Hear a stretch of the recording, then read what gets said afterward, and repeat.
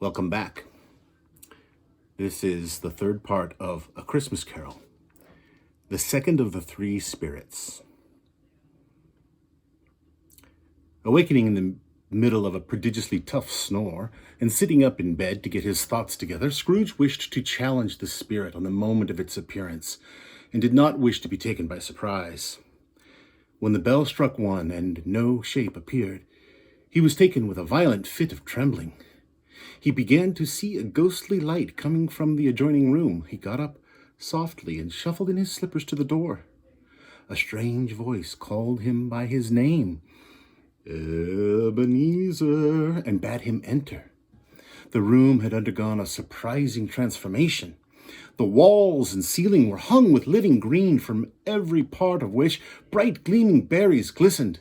The crisp leaves of holly, mistletoe, and ivy reflected back the light, heaped up on the floor to form a kind of throne where turkeys, geese, suckling pigs, long wreaths of sausages, mince pies, plum puddings, barrels of oysters, red-hot chestnuts, cherry-cheeked apples, juicy oranges, pears, cakes, and bowls of punch. And there sat a jolly giant, glorious to see, who bore a glowing torch and held it up high to shed its light on Scrooge as he came peeping round the door. "Come in and know me better, man. I am the ghost of Christmas Present," said the spirit. "Look upon me."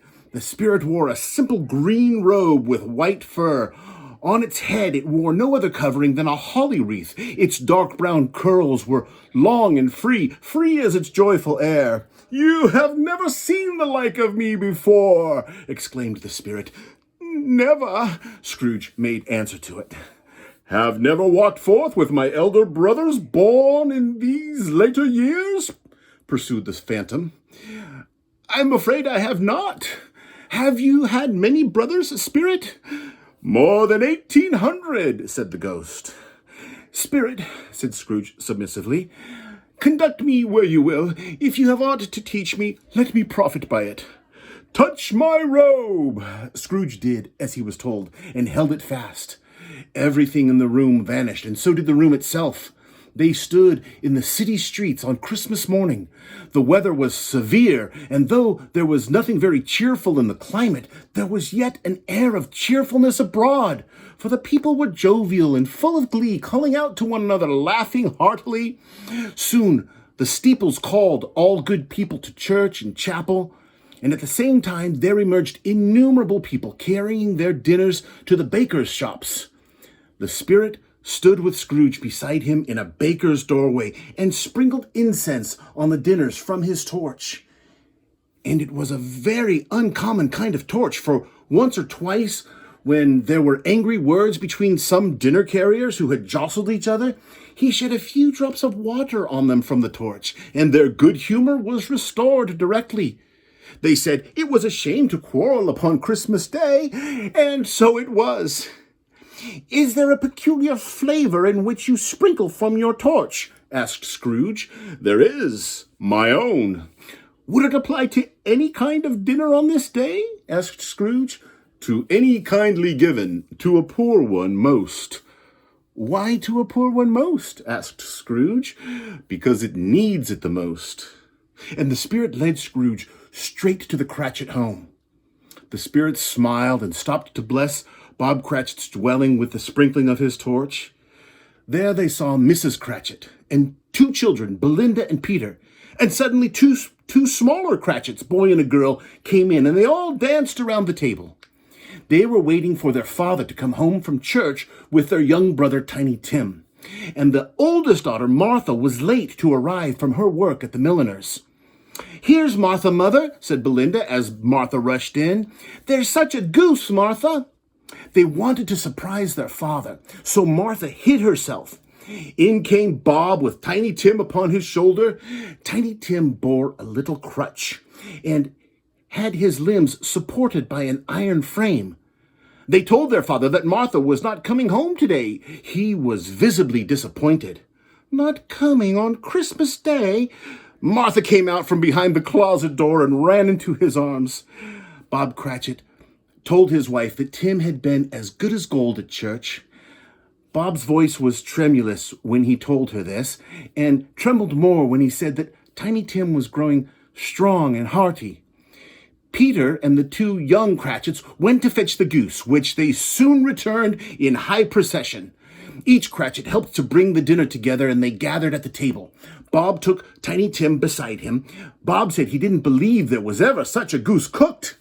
Everyone had had enough, and the children were steeped in sage and onion to the eyebrows. But now Mrs. Cratchit left the room alone to take the pudding up and bring it in. In half a minute she entered, flushed but smiling proudly, with the pudding like a speckled cannonball blazing in a dram of ignited brandy. Bob Cratchit said, and calmly too, that he regarded it as the greatest success achieved by Mrs. Cratchit since their marriage. At last the dinner was all done, and then all the Cratchit family drew round the hearth. Bob poured them all a cup of cheer, and he proposed a Merry Christmas to us all, my dears. God bless us. God bless us, every one, said Tiny Tim, the last of all. He sat very close to his father's side upon his little stool. Spirit, said Scrooge, tell me if Tiny Tim will live. I see a vacant seat, replied the ghost, in the poor chimney corner, and a crutch without an owner carefully preserved. If these shadows remain unaltered by the future, the child will die. Oh, no, kind spirit. Say he will be spared. What then? If he be like to die, he had better do it and decrease the surplus population. Scrooge hung his head to hear his own words quoted by the spirit. Man, said the ghost, if man you be in heart, will you decide what men shall live, what men shall die? It may be that in the sight of heaven you are more worthless and less fit to live than millions like this poor man's child. I give you Mr. Scrooge, the founder of the feast, said Bob. Founder of the feast indeed, cried Mrs. Cratchit. I wish I had him here. I'd give him a piece of my mind to feast upon. My dear, said Bob, the children, Christmas Day. It should be Christmas Day, I am sure, when one drinks to the health of such an odious, stingy, hard, unfeeling man as Mr. Scrooge. You know he is, Robert. Nobody knows it better than you do. My dear, said Bob, Christmas Day. I'll drink to his health for your sake and for the day's, said Mrs. Cratchit, not for his. Long life to him, a Merry Christmas and a Happy New Year. After the gloom of the moment had passed away, the family was 10 times merrier than before, and by they had a song from Tiny Tim, who had a plaintive little voice and sang it very well indeed. There was nothing of high mark in this, but they were happy, grateful, pleased with one another. And when they faded, Scrooge had his eye upon them, and especially on Tiny Tim, until the last. By this time it was getting dark, and snowing pretty heavily. Scrooge and the spirit went along the streets and saw all of London's citizens gathering with friends and family. They continued out of the city now without a word of warning from the ghost. They stood upon a bleak moor where nothing grew but moss and coarse grass. What is this place? Asked Scrooge. A place where miners live, who labor in the bowels of the earth, returned the spirit. But they know me. See? A light shone from the window of a hut, where they found a cheerful family assembled around a glowing fire. An old man was singing them a Christmas song, and from time to time they all joined the chorus. Again the ghost sped on above the black and heaving sea until they lighted on a ship.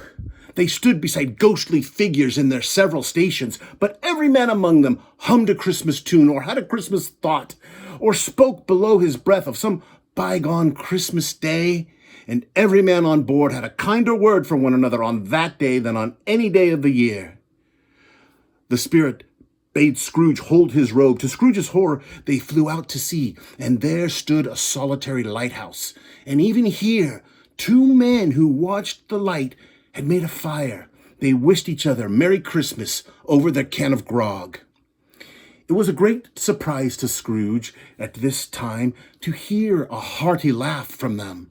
It was a much greater surprise to Scrooge to recognize it as his own nephew's laugh, and to find himself in a bright, gleaming room with the spirit standing, smiling by his side and looking at that same nephew. There is nothing in the world so contagious as laughter and good humor. Scrooge's niece by marriage laughed heartily as Fred, and their assembled friends roared out lustily. "He said that Christmas was a humbug, as I live," cried Scrooge's nephew. "More shame for him, Fred," said Scrooge's niece. "His offenses carry their own punishment, and I have nothing to say against him." "I have no patience with him," observed Scrooge's niece. "Oh, I have," said Fred. "I am sorry for him.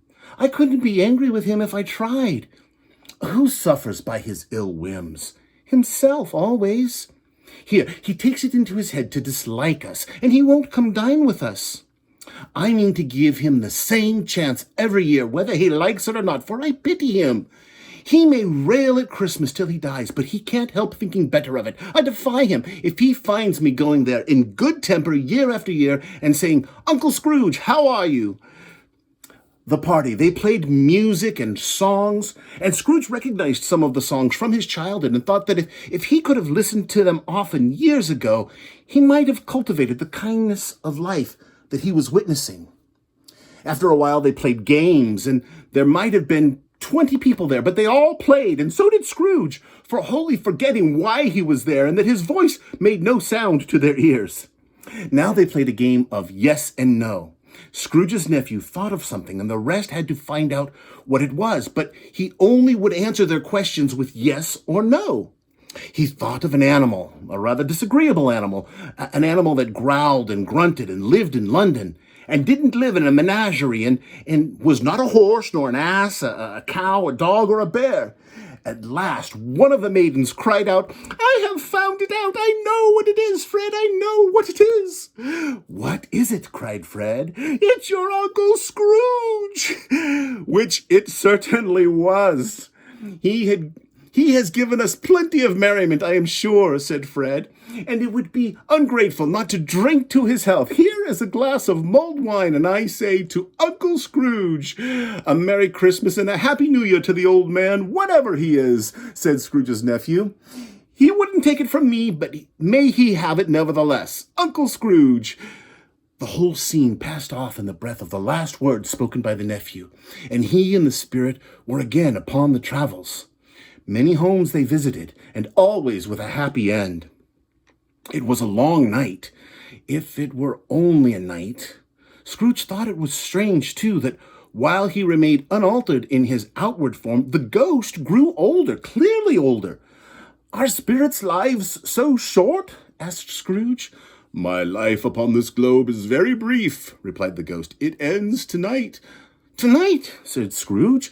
"Tonight at midnight." The spirit had one more vision to share with Scrooge. "Look here." From the foldings of his robes it brought 2 children, wretched, frightful, hideous children. They knelt down at the spirit's feet and clung upon the outside of his garments. They were a boy and a girl. The clothes were ragged and their features were pinched and shriveled. Scrooge started. "Spirit, are they yours?" "They are man's. This boy is ignorance. This girl is want. Beware them both, and all of their degree. But most of all, beware this boy, for on his brow I see that written which is doom." "Have they no refuge or resource?" cried Scrooge.